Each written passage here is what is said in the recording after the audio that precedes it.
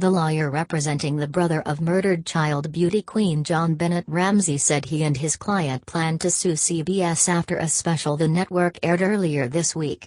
The case of JonBenet Ramsey concluded on Monday night with investigators revealing that after extensive research into the events that happened on the night of the murder, they believed Burke Ramsey was responsible for killing his sister. The team stated that in their estimation, the two children fought over a midnight snack of pineapples and Burke accidentally killed JonBenet when he hit her with a flashlight, a crime his parents then covered up from police. Burke was 9 years old at the time. Both Burke and his parents, John and Patsy, denied having anything to do with JonBenet's death.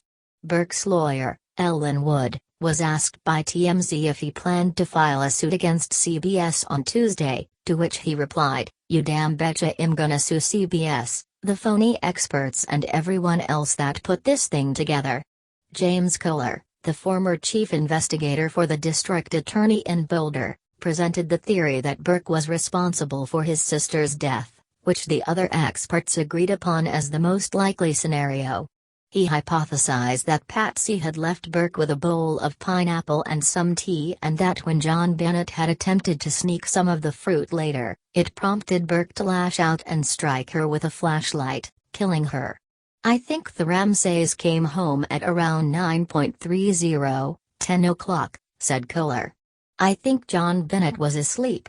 I think John did carry her upstairs. Patsy remained downstairs with Burke and served him the tea and the pineapple.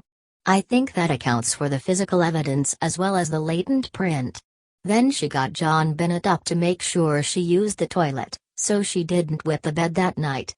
He added, "JonBenet was up, she may or may not have brushed her teeth, that stuff was out on the counter. Then I think she was up and awake enough that she was maybe still hungry and she went downstairs."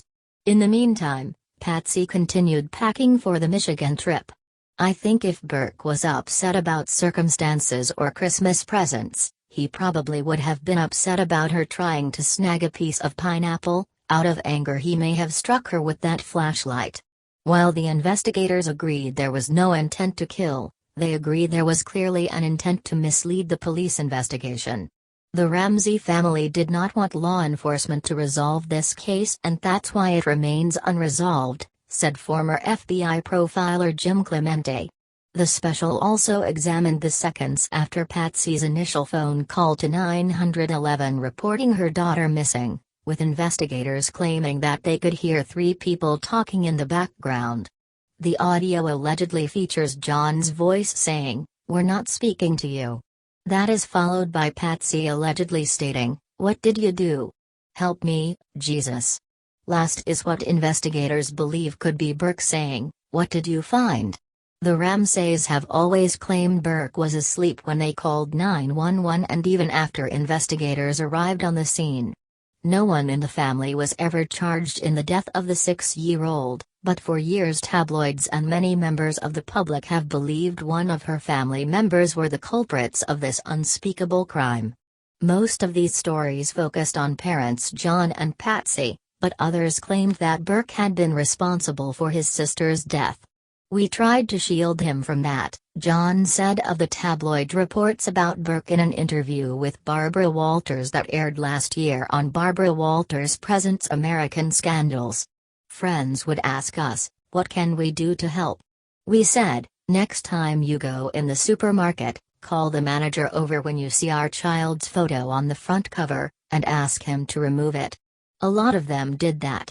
Stories would point to the fact that Burke was in the house when JonBenet was reported missing, but his parents always stood firm on the fact that he was sleeping the entire time and did not wake up until after they called police. He was exonerated by DNA evidence in May of 1999, a little over 2 years after the murder. Burke, now 29, had never spoken publicly about his sister's death until last week, when he gave a much-anticipated interview to Dr. Phil. During that interview, Burke smiled as he recalled the morning his frantic mother burst into his room searching for JonBenet. "The first thing I remember is my mom bursting in my room, really frantic, saying, 'Oh my gosh! Oh my gosh! Oh my gosh!' Running around my room, Now I know looking for JonBenet, Burke recalled to Dr. Phil. The next thing I remember is a police officer coming into my room and shining a flashlight. In that interview he again stated that he was not involved in his sister's death. Data adverts. Add to array pus, in red _player, type, 636 by 1, id, in red player, // greater than.